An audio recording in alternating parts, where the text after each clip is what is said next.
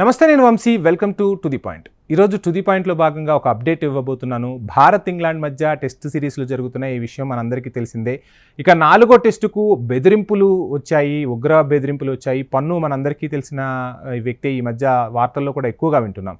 So ఆ పన్ను Bharat England జట్ల మధ్య రాంచీలో జరగనున్న టెస్టు మ్యాచ్కు ఖలిస్తానీ ఉగ్రవాది గురుపత్వంత్ సింగ్ పన్ను ఒక హెచ్చరికను జారీ చేశారు. ఆయన నుంచే బెదిరింపులు వచ్చినట్టు తెలుస్తుంది. దీంతో జార్ఖండ్ పోలీసులు అప్రమత్తమయ్యారు. మైదానానికి మరింత భద్రతను కూడా కట్టుదిట్టం చేశారు.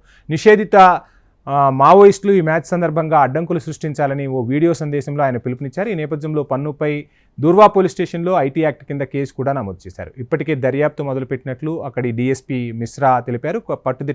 కట్టుదిట్టమైన భద్రతను కూడా అక్కడ ఏర్పాటు చేస్తున్నారు. ఇటీవలి కాలంలో ఖలిస్తానీ ఉగ్రవాది పన్ను పలుమార్లు భారత్ను బెదిరించాడు. గతంలో ప్రపంచ కప్ ఫైనల్లో రోజు కూడా మనం చూసాం. ఎయిర్ ఇండియా విమానాలను హైజాక్ చేస్తా అనటము, అమెరికా, కెనడా దేశాల్లోని భారతీయులను లక్ష్యంగా చేసుకుంటామని బహిరంగ బెదిరింపులకు దిగుతూ ఉన్నాడు. ఇదిలా ఉంటే సిక్ ఫర్ జస్టిస్ వేర్పాటువాద సంస్థ వ్యవస్థాపకులు గురుపత్వంత్ సింగ్ పన్ను కీలకుడు. 2007లో ఈ సంస్థను స్థాపించగా 2019లో భారత్ దాన్ని నిషేధించింది. నాటి నుంచి జాతీయ దర్యాప్తు సంస్థ దృష్టిలో ఉన్నాడు ఇతను. చట్ట వ్యతిరేక కార్యకలాపాల చట్టం కింద గురుపత్వంత్ను కూడా భారత సర్కార్ 2020లో ఉగ్రవాదిగా ప్రకటించింది. అతడిపై 2021లో నాన్ బెయిలబుల్ వారెంట్ కూడా జారీ చేసింది.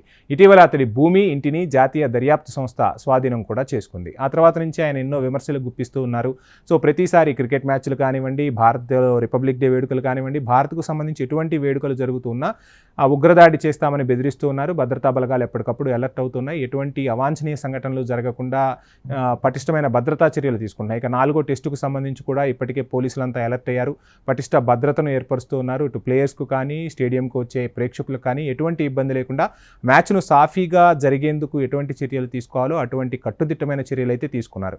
సో ఏది ఏమైనా ఉగ్రవాదుల ముప్పు పొంచి ఉన్న సమయంలో ఇంకా మరికొంత జాగ్రత్తగా ఉండాలి. ఆ స్టేడియంలోకి వెళ్ళే పౌరులు కూడా జాగ్రత్తగా ఉండాల్సిన అవసరం ఉంటుంది. పోలీసులకు సహకరించే విధానం కానివ్వండి, ఎక్కడైనా ఏదైనా కొంచెం అనుమానం వచ్చినా ఆ విషయాలను పోలీసులకు ఎప్పటికప్పుడు చేరవేసే విధంగా ప్రజలందరూ కూడా బాధ్యత తీసుకుంటేనే ఈ ఉగ్రమోకల ఆగడాలను మనం ఎక్కడికక్కడ అరికట్టగలుగుతాం.